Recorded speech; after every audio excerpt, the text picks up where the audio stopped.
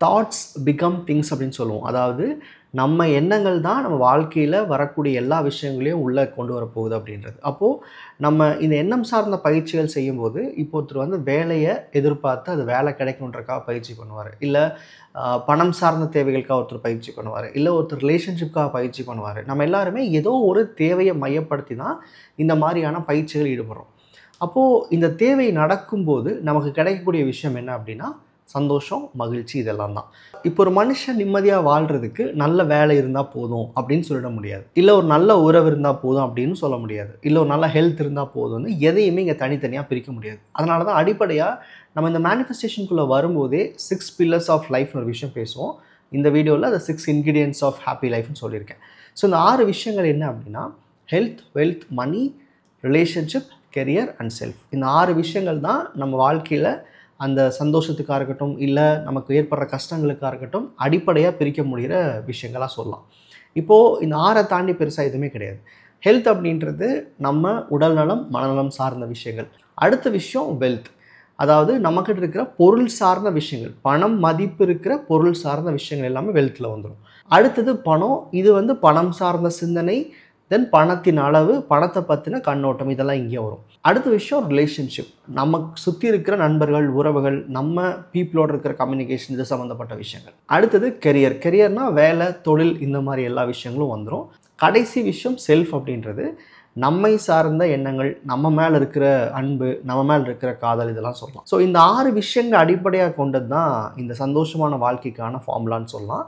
அப்படி இருக்கிறப்போ இங்கே மேனிஃபெஸ்டேஷன் ஏன் சில பேருக்கு நடக்கலை அப்படின்னா, ஒரு பிரச்சனைக்குரிய விஷயம் லைஃப்பில் இருக்குது, அதை சரி செய்யறதுக்கு இந்த வேலை வேணும், இல்லை இந்த விஷயம் நடந்துட்டால் என் லைஃப்பில் போதும், ஸோ அதுக்கு ஒரு பிஸ்னஸ் இருக்கணும், இல்லை ஏதாவது ஒரு பண தேவை, இல்லை ஒரு இவ்வளோ பர்டிகுலர் அமௌண்ட், இல்லை இந்த செயல் நடந்திருக்கணும்னு சொல்லி எப்போவுமே நம்மக்கிட்ட இல்லாத ஒரு விஷயத்தை தேடி தான் இந்த மாதிரி பயிற்சிகளுக்குள்ளே வருவோம். இல்லை அடைய விரும்புகிற விஷயம் கூட வச்சுக்கலாம். பாசிட்டிவ் ஆர் நெகட்டிவ், மேனிஃபெஸ்டேஷன் அப்படின்றது ஒரு பர்டிகுலர் தேவையை நோக்கி தான் நம்ம வருவோம். சில பேருக்கு 2 அல்லது 3 விஷயங்கள் இருக்கும். இங்கே மேனிஃபெஸ்டேஷன் பயிற்சியை நீங்கள் ஆன்லைனில் பார்த்து புரிஞ்சுக்கிட்டாலும் சரி, இல்லை யாராவது ப்ராப்பராக கற்றுக்கிட்டாலும் சரி, பேசிக்கான ஒரு விஷயம் இருக்குது.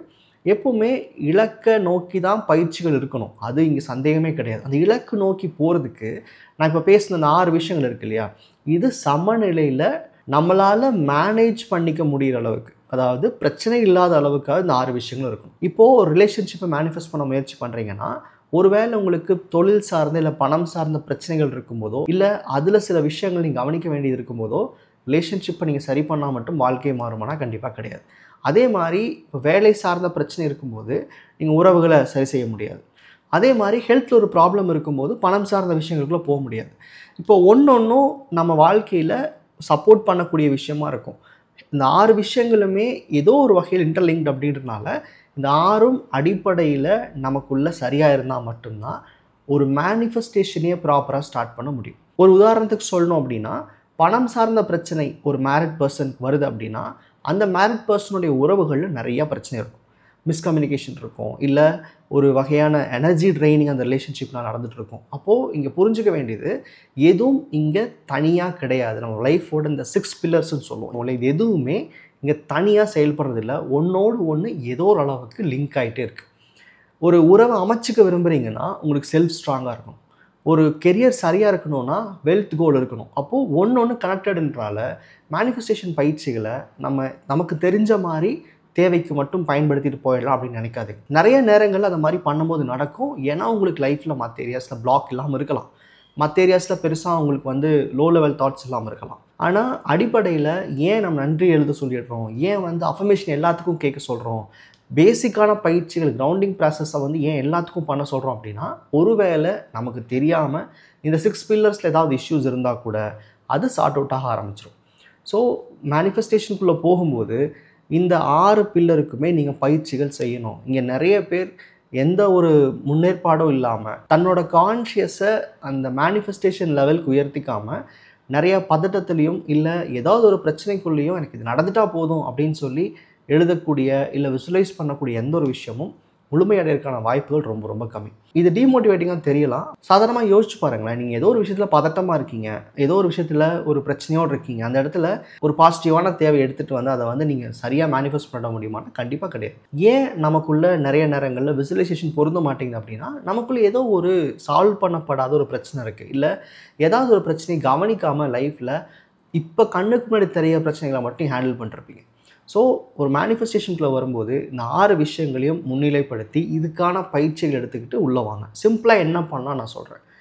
உங்களுக்கு லைஃப்பில் மேபி ஹெல்த் சூப்பராக இருக்கலாம், இருந்தாலும் பரவாயில்ல, அதுக்கு நன்றி எழுதணும், அஃபர்மேஷன் கேட்கணும். உங்களுக்கு ஒரு வேலை கெரியர் ரொம்ப சூப்பராக இருக்கலாம், இருந்தாலும் அதை அக்னாலேஜ் பண்ணணும். ஏன் பண்ணுறோம் அப்படின்னா, நம்மக்கிட்ட இருக்கிற நல்ல விஷயங்களை நம்ம கான்ஷியஸ்க்கு திரும்ப திரும்ப காமிக்கும்போது அது இன்னும் மேம்படும். மற்ற விஷயங்கள் மேலே இருக்கிற பயம் கம்மியாக ஆரம்பிக்கும். என்கிட்ட இவ்வளோ இருக்குல்ல, நான் இவ்வளோ விஷயங்கள் அடைஞ்சிருக்கேன்ன்ற ஒரு நன்றியை காமிச்சிட்டே இருக்கணும். ஸோ இந்த 6 பில்லர்ஸ்க்குமே நீங்கள் கிராட்டிடியூட் ரெகுலராக பண்ணணும். அண்ட் இதை சார்ந்த எல்லா தேவைகளுக்கும் அஃபர்மேஷன் கேட்கணும். தென் அதுக்கப்புறம் தான் கூட உங்களுடைய அந்த கோல் சம்மந்தப்பட்ட விஷயங்கள் இருக்கும் இல்லையா, என்ன மேனிஃபெஸ்ட் பண்ணாலும் சரி, அதுக்கான அஃபர்மேஷன்ஸையும் கூட சேர்த்துக்கலாம். நிறைய பேர் நல்லா இருக்கிற ஏரியாவை கண்டுக்காம விட்டுறீங்க. அது மேனிஃபெஸ்டேஷனில் ரொம்ப ரொம்ப தப்பு. பொதுவாக நிறைய பேர் ஏன் தேவைக்கு மட்டும் பயிற்சி பண்ணிட்டு போயிடுறாங்க அப்படின்னா, அவங்க நினச்சிக்கிறாங்க தான் லைஃப்பில் அதெல்லாம் சரியாக தானே இருக்குது, நல்லா தானே இருக்குது, நான் அதை பற்றி ஏன் யோசிக்கணும், இல்லை இப்போ நான் இதை தானே கவனிக்கணும், எனக்கு இப்போ ஒரு எக்ஸாம் தானே கிளியர் பண்ணணும், நான் ஏன் வந்து ஒட்டு மொத்தமாக என் லைஃப்பை நான் வந்து பார்க்கணும் அப்படின்னு நினைக்கிறாங்க. ஒரு முழுமையாக கிரேட்ஃபுல்லாக இல்லாத பர்சன் வந்து கிரவுண்டடாக இருக்க மாட்டாங்க. அதாவது அவங்களுக்கு நிறைய வேவரிங் தாட்ஸ் இருந்துகிட்டே இருக்கும். ஒரு சரியான ஃபவுண்டேஷன் இல்லைன்னா ஒரு நாள் ஒரு வாரத்தை அவங்களால சரியாக மெயின்டைன் பண்ண முடியாது. ஒரு அப் அண்ட் டவுன் சுச்சுவேஷனை நீங்கள் ரெகுலர் லைஃப்பில் பார்த்துட்டு இருக்கும்போது எப்படி நம்மளுடைய தாட் ப்ராசஸை ஒரு கோலை நோக்கி ரொம்ப பாசிட்டிவாக செலுத்த முடியும்? வாய்ப்பே கிடையாது. ஸோ ஸ்ட்ரக்சர்டான மேனிஃபெஸ்டேஷனுக்குள்ளே வாங்க. ஒரு விஷயத்தை அடைய விரும்புகிறீங்கன்னா அதுக்குண்டான கிரவுண்ட் ஒர்க்கை ப்ராப்பராக பண்ணுங்கள். இது நம்ம லைஃப் டிரான்ஸ்ஃபர்மேஷன் கோர்ஸாக இருக்கட்டும், இல்லை 1% கிளப்பாக இருக்கட்டும், இது வரைக்கும் கொடுக்குற எல்லா பயிற்சிகள்லையுமே நம்ம ஒரு கிரவுண்ட் ஒர்க் வச்சுருப்போம். ஸோ ஒரு ஸ்ட்ரக்சர் ப்ராக்டிஸை நீங்கள் ஆரம்பித்து ஒரு 3 to 4 months ப்ராக்டிஸ் பண்ணிங்கனாவே உங்களுக்கு உங்கள் லைஃப்பில் அந்த தேவையை நோக்கின தைரியம் வந்துடும், அதை சரியாக பார்க்கக்கூடிய கண்ணோட்டம் வந்துடும். அங்கே நீங்கள் மேனிஃபெஸ்டேஷன் பயிற்சிகளுக்குள்ளே வந்தீங்கன்னா ஆட்டோமேட்டிக்காக லைஃப் மாறும். ஸோ ஸ்ட்ரக்சர்ட் ப்ராக்டிஸ் எதிர்பார்க்குறீங்கன்னா, நம்ம முதல்லாம் பார்த்தீங்கன்னா ஒவ்வொரு கோர்ஸ் இண்டிபெண்ட்டாக கொடுத்துட்ருந்தோம். இப்போ அப்படி கிடையாது. எல்லா கோர்ஸுமே ஒரே இடத்துல நீங்கள் ஈஸியாக மந்த்லி சப்ஸ்கிரிப்ஷன் ஆக்சஸ் பண்ண முடியும். ஸோ காஸ்மோஸ் ஒரு கம்யூனிட்டி ஸ்டார்ட் பண்ணியிருக்கோம். அதை பற்றின டீட்டெயில்ஸ் எல்லாமே டிஸ்கிரிப்ஷனில் கொடுத்துருக்கேன், செக் பண்ணி பாருங்கள். ஸோ நீங்கள் என்னோடய சேனல் பார்த்துமே நீங்கள் ப்ராக்டிஸ் பண்ண முடியும். நீங்கள் வாட்ஸ்அப் பண்ணி பேசிக் ஷேர் பண்ண சொன்னாலும் நம்ம சேனல் இதை பற்றி பேசியிருக்க வீடியோஸ் நான் ஷேர் பண்ணுவேன். பணமாக இருக்கட்டும், ரிலேஷன்ஷிப்பாக இருக்கட்டும், அதுக்கான எல்லா அஃபர்மேஷன்ஸுமே யூடியூப்லேயே அவைலபிளாக இருக்குது. ஆனால் ஒரு ஸ்ட்ரக்சர் ரொட்டீனுக்குள்ளே போகணுன்னு நினைக்கிறீங்க, நான் வந்து திரும்ப இனி கற்றுக்கலாம் டைம் இல்லை அப்படிங்கிறப்போ காஸ்மோஸ் கம்யூனிட்டி வாங்க. உங்களுக்கு அங்கே கோர்சஸும் இருக்கும்.